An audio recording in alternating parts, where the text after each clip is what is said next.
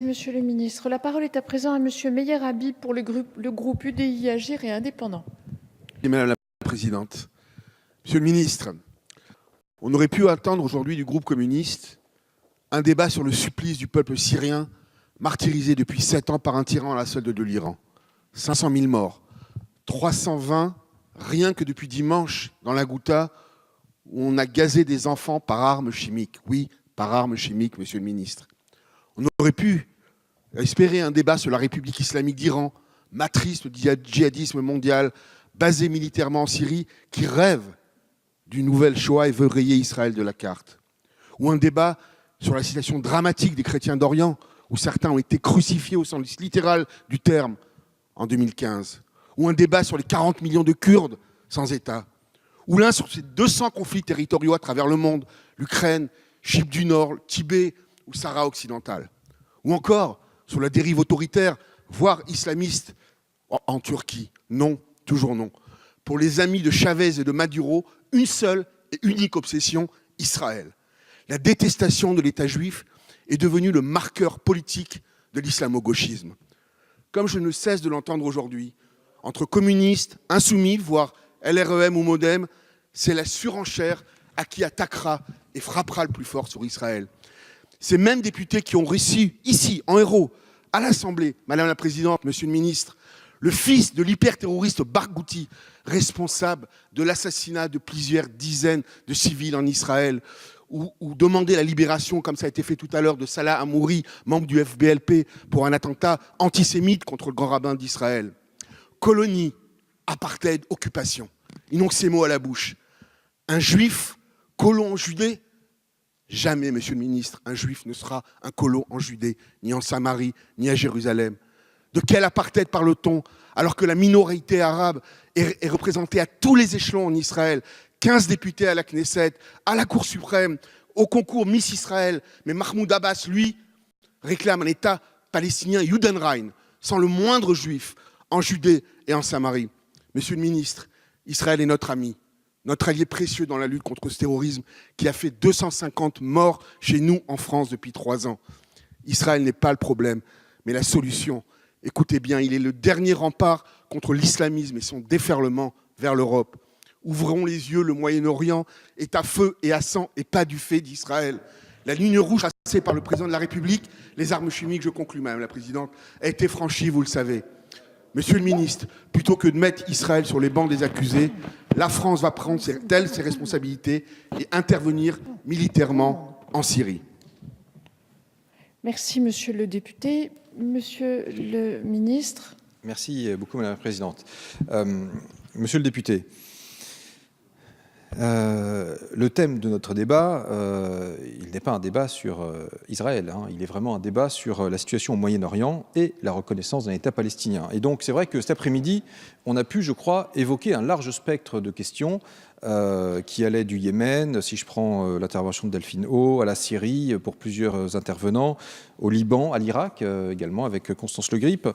Et donc je pense qu'on a été dans un exercice finalement qui avait justement tendance à dézoomer et à faire en sorte que naturellement le sujet de l'État palestinien, de l'État d'Israël ont été évoqués et je crois que voilà, il n'y a pas eu de scoop, les éléments traditionnels de la doctrine française ont été à nouveau rappelés et donc je ne pense pas qu'il faille voir comment dire une volonté voilà, de porter le fer contre tel ou tel. Le Parlement est dans son rôle que d'interroger le gouvernement sur des éléments très larges de la politique étrangère sur une zone très vaste, mais qui effectivement connaît des situations ô combien volatiles. En tous les cas, je vous réaffirme l'engagement total de la France à essayer d'œuvrer à la paix dans ces différents conflits. Et naturellement, vous évoquez le rôle que peuvent jouer un certain nombre d'États, et vous évoquez notamment l'Iran. La France a exprimé ses préoccupations quant justement au développement du balistique, quant à la présence iranienne dans un certain nombre de territoires. Et très clairement, cela fait l'objet d'un dialogue avec l'Iran. Et de la même façon qu'on est arrivé à obtenir un accord en 2015 sur le nucléaire, il convient de continuer à dialoguer sur ces sujets-là pour faire prendre conscience eh bien, les autorités iraniennes d'un certain nombre d'éléments. C'est aussi l'objet du déplacement de Jean-Yves Le Drian le 5 mars prochain en Iran. Donc, vous le voyez, nous avons bien en tête tout cela et nous œuvrons dans la discrétion, nous espérons dans l'efficacité et avec des propos qui, du coup, sont peut-être plus plats que les vôtres, mais en tous les cas ont l'ambition d'apporter ou de contribuer à une réponse dans la région. Merci, Monsieur le ministre. Monsieur le député, vous avez une seconde question. Oui, je vous remercie, Madame la Présidente. Monsieur le ministre, cette question portera sur Jérusalem. Mardi, devant le Conseil de sécurité, la France a réitéré sa position en faveur d'une Jérusalem divisée, capitale de deux États. Toujours la même posture idéologique. Souffrez de m'entendre, mesdames et messieurs des communistes et des insoumis. Au moins, les islamistes, mais au moins respectez. On a écouté avec beaucoup de difficulté votre haine. S'il vous plaît, seul Monsieur Habib a la parole. Je vous remercie. Je reprends, Madame la Présidente.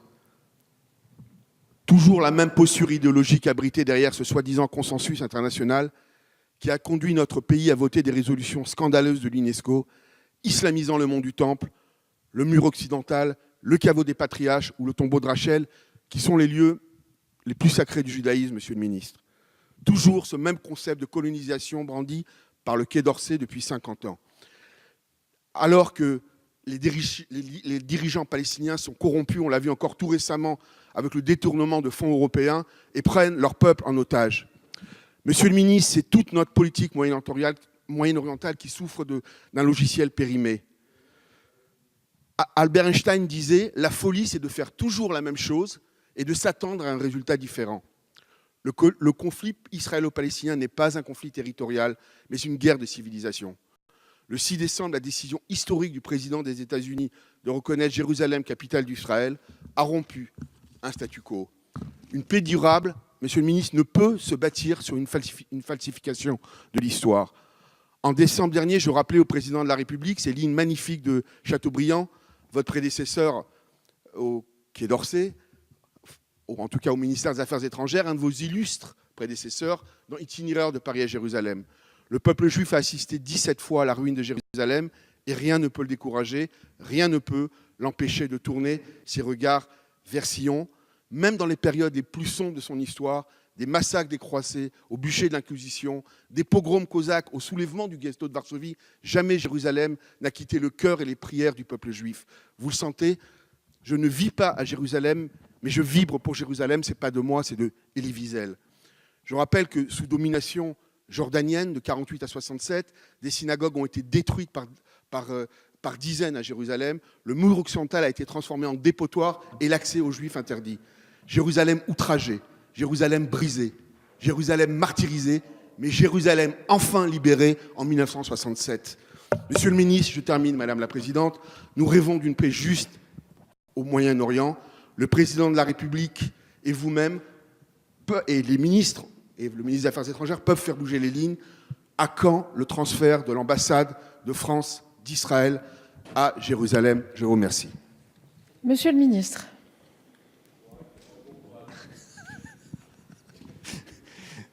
Bon, Madame la Présidente, question donc sur le statut de Jérusalem. Je vous rappelle que voilà, cette question du statut de Jérusalem devrait être réglée dans le cadre d'un accord de paix définitif, très clairement, entre Israéliens et Palestiniens, permettant l'établissement de deux États vivant côte à côte en paix et en sécurité, avec Jérusalem, capitale de ces deux États. Alors, dans l'attente d'un règlement négocié et en vertu du droit international, on a tous en tête la résolution 478 de 1980, eh bien, la France, comme l'ensemble de la communauté internationale, quelques exceptions, effectivement, ne reconnaît aucune souveraineté sur Jérusalem.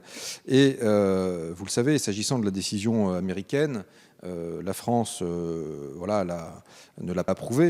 Le président de la République s'est exprimé clairement le jour même de la décision américaine parce que cette décision, eh bien, elle ne change pas la position de la France, de la communauté internationale, elle ne modifie pas le droit international. Et la question qui se pose, c'est est-elle susceptible de contribuer à la résolution du conflit? Et la réponse pour nous est négative. Donc, en ce sens qu'elle a porté un préjudice au processus politique avant même qu'il ne soit initié, et elle a renforcé en quelque sorte la symétrie entre les partis en préemptant l'une des questions du statut final. Donc, je crois que à la dernière question qui était la vôtre, vous comprendrez que il n'y a pas de réponse positive qui puisse être apportée, parce que la France souhaite défendre le respect du droit international et permettre à la négociation, au dialogue avec toutes les parties, dans le respect de ces principes, de se tenir. Et donc, c'est tout l'enjeu et les vœux que nous formulons pour les prochaines semaines et les prochains mois. Je vous remercie. Merci, Monsieur le ministre.